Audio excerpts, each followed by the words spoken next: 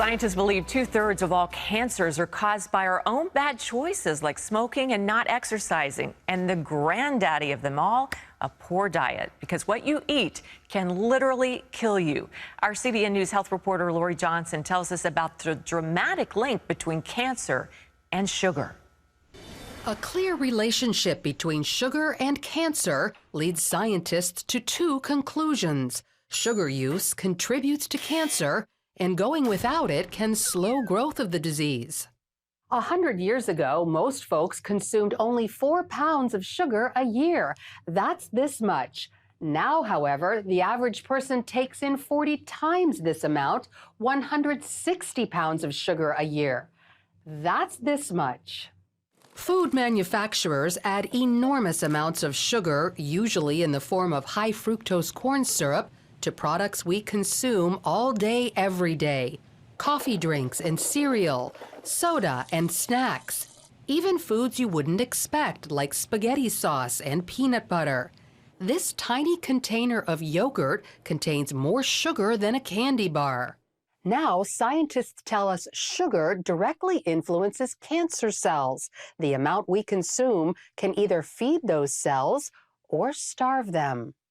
In a landmark study, researchers at UT-MD Anderson Cancer Center fed mice high fructose corn syrup in percentages equal to what many humans consume.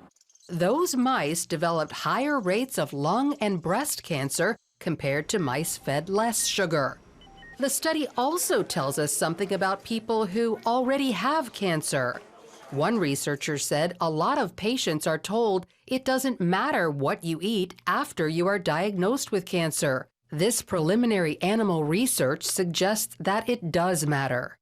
And it just absolutely amazes me that medical science is just now finding this out.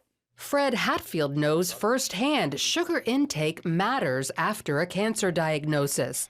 Back in 2012, his diagnosis was basically a death sentence. The doctors gave me 3 months to live because of widespread metastatic cancer in my skeletal structure. 3 months. 3 different doctors told me that same thing. It's a horrible, horrible feeling to have someone tell you that the person that you love only has 3 months to live and you're not going to be with him anymore. Then Fred heard about a low-sugar diet called the ketogenic diet, believed to slow cancer in some people. With nothing to lose, he gave it a try, and to his astonishment, it worked. And the cancer was gone completely. Fred's recovery didn't surprise Dr. Dominic D'Agostino. His team at the University of South Florida discovered mice with highly aggressive metastatic cancer continued living when fed a ketogenic diet. We have dramatically increased survival with metabolic therapy. So we think it's important to get this information out. And it's not just lab animals. Dr. D'Agostino has seen similar results in humans. I've been in correspondence with a number of people, probably at least a dozen people, and over the last 1.5 to 2 years, and all of them are still alive, so despite the odds. And so this is very encouraging. The ketogenic diet means no sugar and no starchy carbohydrates like bread and pasta that convert to sugar. D'Agostino says cancer cells love sugar and starch because cancer thrives on the glucose from those foods. Remove the glucose and starve the cancer cells. Glucose also fuels our healthy cells, but if it's not there, those cells can switch to an alternate fuel source called ketone bodies. Cancer cells only run on glucose. Your normal cells have the metabolic flexibility to adapt from using glucose to using ketone bodies, but cancer cells lack this metabolic flexibility, so we can exploit that. Since processed food contains so much sugar and starch, people following the ketogenic diet tend to cook whole foods from scratch. You can go online and there's just cookbooks and, you know, it's clean eating, just very clean eating. None of the sugars, the salts, the trash food. So when it comes to cancer, sugar is considered public enemy number 1. Avoiding it could lead to prevention or slow it down in people fighting the disease. Lorie Johnson, CBN News. And our health guru, Lorie Johnson, joins us now to talk a bit more about the link between sugar and cancer. Wow, fascinating piece that guy, he said no, cancer was completely gone. So it is possible for some people to overcome cancer by just giving up the sugar. Absolutely. And you quoted a study in the piece. Are there any other scientific evidences that this is the case? There are, as a matter of fact. Aside from the study quoted in the videotaped piece we just watched, also a group of Australian researchers concluded high levels of insulin, which is released when you eat sugar, can cause breast, prostate, endometrial, and pancreatic cancer. So whether you're interested in preventing cancer or reversing it, just remember 3 key words.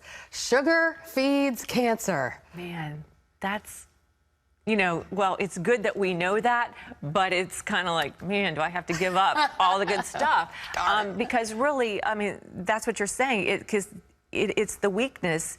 Sugar is the weakness that feeds the cancer. That's right, and it's great that we can exploit that we know that cancer cells thrive on sugar. As a matter of fact, cancer cells uptake sugar 10 times more than regular cells. But the real secret is cancer cells only have glucose receptors, whereas regular cells have both glucose and ketone receptors. So we can literally starve cancer cells by depriving them of sugar, and our other cells will be just fine. Well, we know it means giving up the cupcakes and the soda pop, but what about the hidden sugars? Like, yogurt. I avoid most yogurts because they're just so much sugar. Right. I'm glad you mentioned yogurt. I actually brought a yogurt with me, and this looks to most people like a really healthy choice. Yeah. I mean, it's non-fat. It's a Greek yogurt. Right. This particular yogurt contains 5 teaspoons of sugar. Wow. Look how little it is. So tiny. The way you know how much sugar, added sugar, is in a product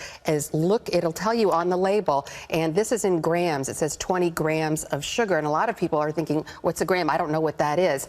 There are 4 grams to every teaspoon. So if you have 20 grams of sugar, then you know that that's 5 teaspoons. So 4 grams equals 1 teaspoon. And I don't even think that tastes good. To me, it's like, ooh, that's too sweet. But the American palate, that's how they market it. Right. The best way, a lot of folks love yogurt, and it is good in some cases. The best way to choose it is the plain yogurt. The Greek is good, and then just add berries to it to sweeten it.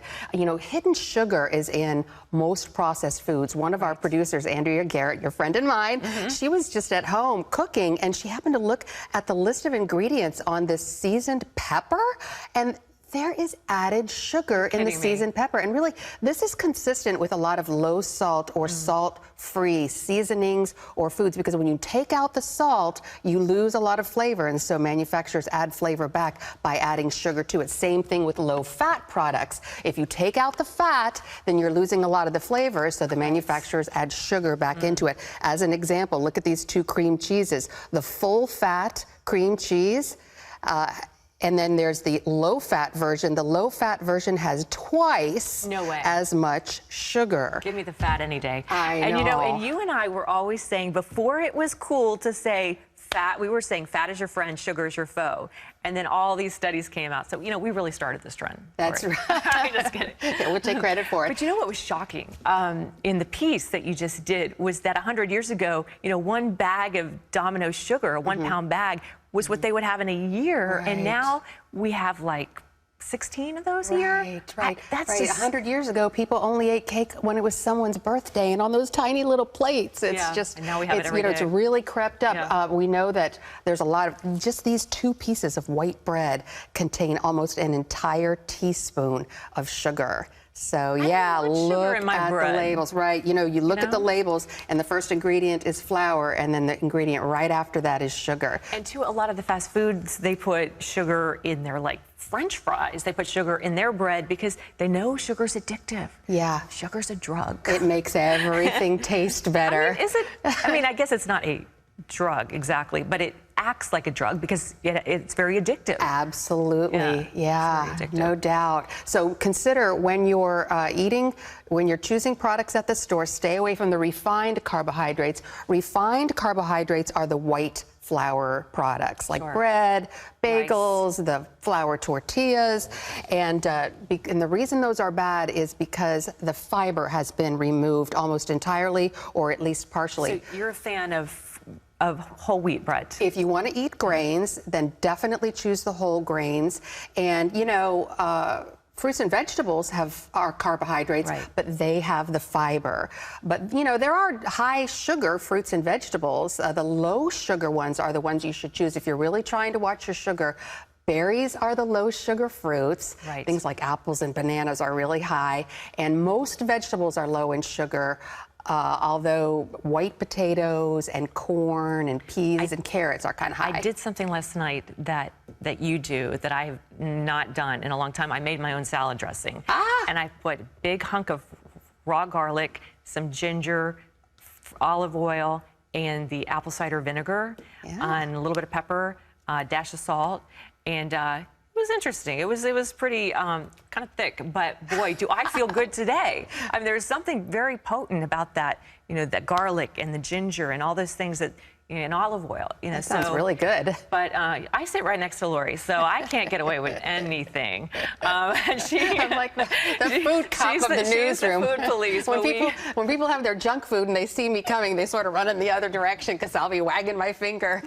Don't eat that. But we do appreciate it. You're going to help us all live a lot longer. So, Lorie, thank you. And if you would like more information on the links between sugar and cancer, you can get it by logging on to cbnnews.com. Lorie, thanks. It's my pleasure.